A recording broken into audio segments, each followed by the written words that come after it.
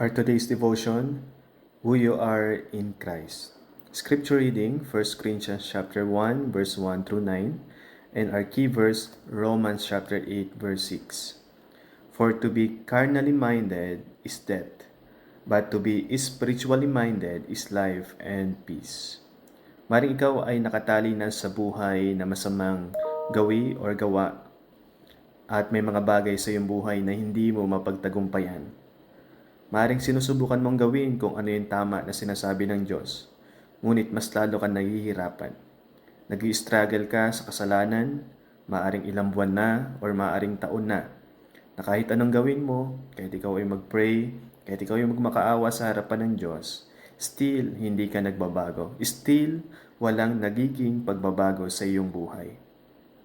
Well, may mga bagay na pwedeng ikaw ay nakakaiwas sa kasalanan o nalalayuan mo yung kasalanan na gusto mong talikuran, pero still nararamdaman mo na ikaw pa rin ay alipin at yan ay nagiging problema sa iyong buhay. So yan ay maaaring pamilyar sa bawat isa sa atin, pero huwag tayong sumuko. Huwag kang sumuko sapagkat ang Diyos ay nagbigay ng kaparaanan upang ikaw ay makatakas sa pagkaalipin sa kasalanan, gaano man ito kalalim. Dahil ang Diyos ang iyong rescuer, siya ang tutulong sa iyo sa laban. Napakahalagang malaman mo kung ano yung katotohanan. Huwag kang mag-struggle sa kasinungalingan at yan ang makapagpapalaya sa iyo. It is very important na tanggapin mo ang katagumpayan. Hindi mo kailangang subukan na ito ay makamtan. At yan ang mensahe ng Panginoong Kristo na siyang makapagpapalaya sa iyo. Payagan mo si Jesus na maranasan sa iyong buhay at sa iyong pamamagitan. Nung unang sinulatan ni Apostol Pablo ang mga taga-Korinto, makikita natin dito na pwede niya agad silang ikondina sapagkat marami siyang nalaman o nabalitaan na hindi maganda sa church na ito. Ang church na ito ay nabubuhay sa matinding kasalanan. Sila ay nabubuhay sa imoralidad, sila ay involved sa pagsamba sa Diyos-Diyosan, at sila ay nakikipaglaban sa kanilang leader. So, assuming, pwede nating isipin na unang gagawin ni Apostol Pablo ay husgahan at hatulan ng mga taong ito. Pero ang unang ginawa ni Apostol Pablo ay ipinaalala niya sa kanila kung sino sila kay Kristo. Tinawag ni Apostol Pablo na sila ay mga banal. Sila ay na-sanctified, set apart for God.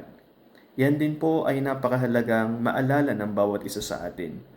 Na gaano man katindi ang ating kasalanan, napakayaman ng biyaya ng Diyos na available para sa atin. Ang katotohanan na dapat nating maintindihan, tayo ay nilipat na mula sa pagiging makasalanan tungo sa buhay na may kabanalan. From sinner to saints. Yan ay katotohanan na dapat nating tanggapin. At once na yan ay ating pinakinggan at sinampalatayanan, yan ang makapagbibigay sa atin ng kalayaan.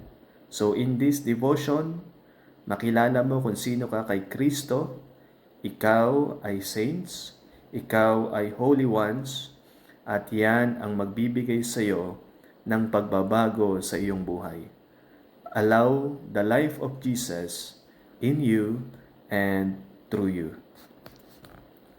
Dakilang Diyos amang nasa langit, tulungan niyo po akong ma-realize kung sino ako sa inyong harapan at bigyan niyo po ako ng pagbabago, O Diyos.